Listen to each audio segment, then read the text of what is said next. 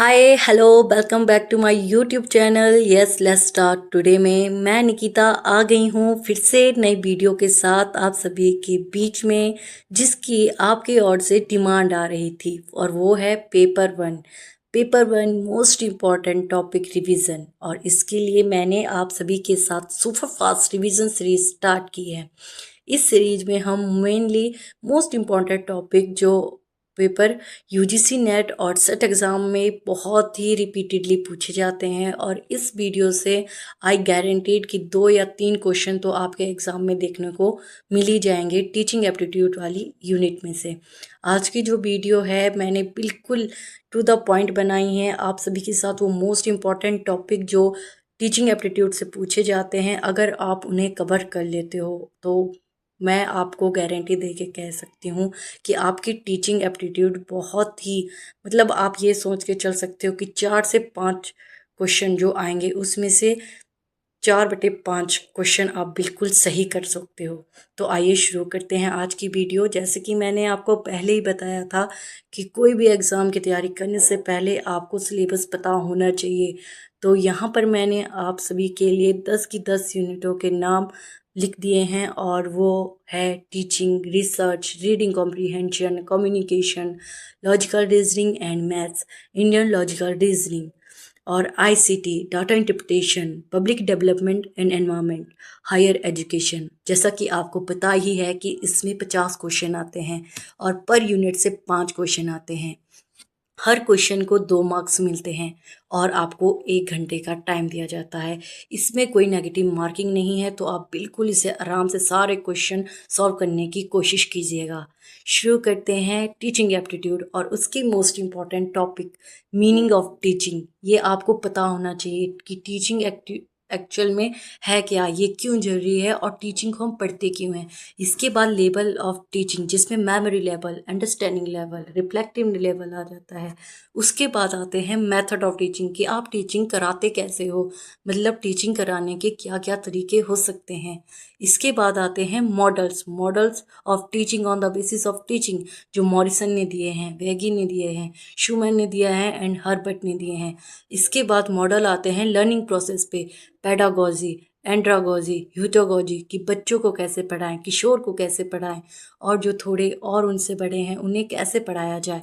Memory types, sensory memory, short time memory, long term memory. Sensory memory मतलब आप touch करके उन्हें महसूस करके, मतलब जो आपकी सेंसर ऑर्गन है उनसे आप जो इंफॉर्मेशन गेन करते हो। शॉर्ट टर्म मेमोरी जैसे आपने कभी किसी का नंबर लिया हो और जस्ट 5 मिनट के लिए, जैसे आपने कुछ ओटीपी वगैरह आपने 2 मिनट के लिए, 18 सेकंड के लिए याद किए हों।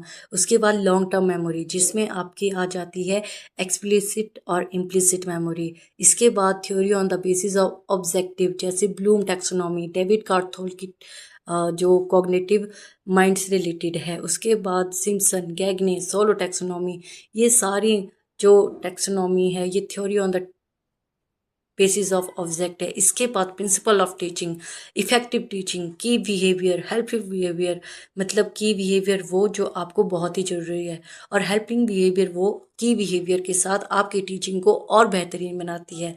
इसके बाद एलएमएस, मूक, स्वयं Prabha, ICT based teaching support system जैसे कि माइंड मास्टर, कुहूट, पजल, जिक्सॉ, वो सारे जो आईसीटी बेस्ड सपोर्टिंग सिस्टम है जो मतलब टीचिंग को और बेहतरीन आधुनिक युग में आप इसको कर सकते हैं यूज़ अपनी टीचिंग को बेहतरीन बनाने के लिए। इसके बाद transfer of learning, positive, negative, zero, near and far activities जो होती हैं, मतलब फिगरल, हाई रोड ट्रांसफ़र, लो रोड ट्रांसफ़र, जो टाइप्स हैं आप उन सभी को याद कर लीजिएगा। इसके बाद इवोल्यूशन ऑफ टीचिंग आती है जिसमें on the basis of instruction, मतलब आपने प्रेजेंटेशन से पहले, उसके दौरान और उसके बाद में बच्चों का कैसे इवोल्यूशन किया। रेफरेंस के तौर पे जिसमें क्राइटेरिया और नॉर्म रखे जाते हैं। नेचर क्वालिटेटिव है या क्वांटिटेटिव है। इसके साथ साथ कुछ और भी तरीके होते हैं जिससे आप जो आपने डिटरमाइन किए थे अपने गोल को, मतलब जिसके लिए आपने प्रिपेयर किया था अभी तक, और बच्चों को जिसके आधार पे आपने प्रेजेंट किया था, वो गोल आपको पूरे हुए हैं, इसका अंदाज़ा आप किस हिसाब से लगाएंगे तो उसे इवैल्यूएशन का नाम दिया जाता है। और इवैल्यूएशन से भी 1 या 2 क्वेश्चन पक्का एग्ज़ाम में आते हैं। ये मोस्ट रिपीटेड पीवाईक्यू हैं जो मैंने एनालाइज़ किए हैं। टीचिंग एप्टीट्यूड में कहाँ कहाँ से क्वेश्चन आते हैं, मैंने ये सारे टॉपिक यहाँ पर कवर कर दिए हैं। मतलब आप अगर इतना पढ़ के चले जाओगे तो 5 में 5 आपके पूरे क्वेश्चन सही हो जाएंगे। शुरू करते हैं टीचिंग एप्टीट्यूड की मीनिंग से। टीचिंग एप्टीट्यूड में टीचिंग का क्या अर्थ है? टीचिंग एक प्रोसेस है, एक कम्युनिकेशन है टीचर और स्टूडेंट के बीच, और इस चीज़ को टीचर पहले ही डिटरमाइन करता है उसके गोल को, कि उसने बच्चों की स्किल में, एप्टीट्यूड में, नॉलेज में, बिलीफ में चेंज लाना है, और वो जो उसने गोल सेट किए हैं उसको उसने 100% देना है, ताकि वो अच्छे सभ्य नागरिक इस देश के लिए बना सके और लोगों के लिए एक जो सर्वांगीण विकास है, लोगों का सर्वांगीण विकास कर सके, उन स्टूडेंट का सर्वांगीण विकास कर सके जो उनसे शिक्षा ले रहा है। इसके लिए उसने पहले से ही प्री प्लान प्रेजेंटेशन रखी है। उसने सोचा है कि वो कैसे पढ़ाएगा, कैसे अपनी बात बच्चों तक पहुंचाएगा। स्टूडेंट भी इंगेज रहते हैं, उनमें भी सीखने की इच्छा होती है। इसीलिए टीचर और स्टूडेंट जब एक निश्चित करिकुलम के साथ एक बेहतरीन परिवेश में पढ़ने के लिए आते हैं तो उसे टीचिंग कहते हैं। एनवायरनमेंट का टीचिंग में बहुत ज़्यादा इफ़ेक्टिव रोल है, क्योंकि अगर आप पढ़ाई कर रहे हो, आपके स्कूल के साथ अगर कोई नशे की दुकान है, या फिर वहाँ पर डीजे बज रहे हैं, या फिर वहाँ पर कोई ऐसी जो मतलब बुरी सिचुएशन है जिससे बच्चों का ध्यान भटकता है, बच्चों का ध्यान सिर्फ एनवायरनमेंट स्कूल तक ही सीमित नहीं है। उनके घर में उनके परिवार वाले, उनके गांव, उनके आसपास का माहौल किस प्रकार से है, ये टीचिंग को बहुत ही ज़्यादा इफ़ेक्टिव बनाता है। क्योंकि एनवायरनमेंट, सिलेबस, टीचर, स्टूडेंट के बीच एक पूरी प्रोसेस होती है, एक पूरा निष्कर्ष होता है कि टीचिंग में क्या क्या ज़रूरी है। ये आपके behaviour, skill, aptitude, knowledge, belief, आपकी कंडीशनिंग करता है, प्राइमिंग करता है, किसी चीज़ को देखने का नज़रिया बदलता है। तो आइए शुरू करते हैं इसके निर्धारण तत्व। टीचिंग में जो एलिमेंट्स माने गए हैं, मतलब आखिर वो है कौन सी चीज़ जो टीचिंग के लिए ज़रूरी है। तो बाइपोलर जो दृष्टिकोण है वो जॉन एडम ने दिया था। उनका मानना था कि सिर्फ टीचर और स्टूडेंट टीचिंग के लिए मोस्ट इम्पॉर्टेंट है। उनके मानना था कि टीचिंग में सिर्फ टीचर और स्टूडेंट होने चाहिए, और ये एक संकीर्ण अर्थ है। इसके बाद आते हैं जॉन डेवी। वो बताते हैं कि टीचर और स्टूडेंट के साथ साथ एक निश्चित करिकुलम होना चाहिए, सिलेबस होना चाहिए, क्योंकि इस पढ़ाने के लिए बहुत कुछ है, इतना वास्ट सिलेबस है।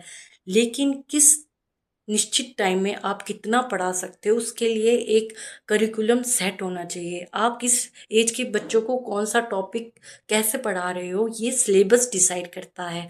इसके बाद आते हैं क्वाड्रिपोलर, मतलब मॉडर्न थिंकर्स आते हैं। वो बताते हैं कि सिर्फ टीचर, स्टूडेंट और सिलेबस ही इम्पॉर्टेंट नहीं है, उसके लिए एनवायरनमेंट का होना भी बहुत ज़रूरी है। जैसा कि मैंने पहले भी बताया, आपका जो पढ़ने का परिवेश है, आपके जो आसपास की सिचुएशन है, वो ये डिसाइड करती है कि आप किस तरह का पढ़ना पसंद करते हो। कई बच्चे +2 के बाद पढ़ के फैक्ट्रीज़ में ऐसे थोड़े जो जॉब है वो करने लग जाते हैं, कोई बिजनेस करने लग जाता है, कोई डॉक्टर, कोई इंजीनियर, कोई कहीं भी काम करने लग जाता है, या कोई मतलब अपना पर्टिकुलर बिजनेस स्टार्ट कर देता है। वो क्यों होता है? क्योंकि उसके आसपास का एनवायरनमेंट वैसा है, उसने देखा है कि उसे क्या चाहिए, उसकी सोच वैसे ही बनती है जैसे उसके आसपास का एनवायरनमेंट होता है। Teaching is a art and science, ये दूसरा एक तरीका है, या मतलब आप दूसरी एक बात मान लो टीचिंग में और क्या इम्पोर्टेंट है। तो आर्ट क्या होती है? आर्ट एक कला है। मतलब आप उस जिसे आप समझा रहे हैं, वो स्टूडेंट, वो एस्पिरेंट, आप उसे किस हद तक प्रभावित कर सकते हैं, आप उसे अपनी किस हद तक बात मनवा सकते हैं। और साइंस का मतलब है कि स्किल में और डेली लाइफ में आप उसे कैसे इम्प्लीमेंट कर सकते हो। इसके बाद बात आती है लेवल्स ऑफ टीचिंग की, जो मॉरिस एल्बेगी ने दिया है, 1976 में कॉन्सेप्ट दिया है। उनके द्वारा टीचिंग के 3 लेवल हैं: memory level, understanding level, reflective level. Autonomous स्वायत्त जो लेवल है, ये बच्चे का खुद का नॉलेज है, जो उसने खुद गेन किया है, जो बचपन से लेकर आज तक उसने खुद देखा है, उसने खुद किया है। बात कर लेते हैं मेमोरी लेवल की। हर्बर्ट हर्बर्ट ने दिया है। इसमें टीचर सेंटर रहता है, एक्टिव टीचर सेंटर जो मेथड है ये टीचर एक्टिव रहता है। इसमें रट्टे पे ज़्यादा फोकस किया जाता है, सिक्वेंशियल फैक्ट पे ज़्यादा जोर दिया जाता है, प्री प्लान होता है। इसमें बच्चे को ये समझाया जाता है, रिकॉग्नाइज किया जाता है कि 1 2 3 ABC, ये डॉग है, ये कैट है, मतलब उसे डिफरेंट प्रकार की जो चीज़ें हैं वो सिर्फ उसे याद करवाई जाती है, उससे रिकॉल करवाई जाती है, उससे रट्टा करवाया जाता है, ताकि वो उन चीज़ों को समझे, उन चीज़ों को पहचान ले। अंडरस्टैंडिंग लेवल में टीचर और स्टूडेंट दोनों सेंटर में रहते हैं, लेकिन टीचर ज़्यादा एक्टिव है। इसके साथ साथ स्टूडेंट को एक्सप्लेन करने का मौका मिलता है, उन्हें वो नियम कानून समझाए जाते हैं जो मेमोरी लेवल में उन्हें रटाया गया है। जैसे मेमोरी लेवल में आपको टेबल पढ़ाए जाते हैं, तो अंडरस्टैंडिंग लेवल में आपको समझाया जाता है कि वो टेबल बना कैसे है। स्टूडेंट उस चीज़ को एक्सप्लेन कर सकते हैं। आपको कोई टॉपिक पढ़ाया तो टीचर आपसे कहेगा कि आप इसको अपनी भाषा में एक्सप्लेन करो। इसके बाद बात आती है रिफ्लेक्टिंग लेवल की, जो हंट ने दिया है। ये स्टूडेंट सेंटर होता है। इसमें बच्चे की क्रिटिकल थिंकिंग इंक्रीज होती है, वो रियल लाइफ की जो प्रॉब्लम होती है उन्हें सॉल्व करता है। रिफ्लेक्टिव लेवल, जब आप मतलब ऐसे मान के चलो, जब आप +2 के बाद कॉलेज में जाते हो, तब आपको जो प्रेजेंटेशन, असाइनमेंट, प्रोजेक्ट दिए जाते हैं, वो रिफ्लेक्टिव लेवल का कहीं ना कहीं एक हिस्सा है। यहाँ पे बात करूँ लेवल्स की, तो जो मेमोरी लेवल है और जो अंडरस्टैंडिंग लेवल है, रिफ्लेक्टिव लेवल है, वो अलग अलग एज के बच्चों के साथ अलग अलग बिहेवियर पे, अलग अलग एज में आप बच्चे को कैसे समझा पाते हो, ये लेवल की बात की गई है। इसमें आगे कई मॉडल्स दिए गए हैं। बात कर लें मेथड और टीचिंग की, आप वो कौन से तरीके हैं जिससे बच्चे को अपना लेक्चर समझाना चाहते हो, अपना प्रेजेंटेशन देना चाहते हो, आप अपनी बात को उस तक पहुंचाना चाहते हो, आप कैसे पहुंचाओगे। तो ट्रेडिशनल और प्राइमरी मेथड जो एशियंट युग से चले आ रहे थे, जैसे demonstration, lecture method, team teaching, black board, chalk buster method, mostly इसमें टीचर एक्टिव रहता है, स्टूडेंट पैसिव रहते हैं।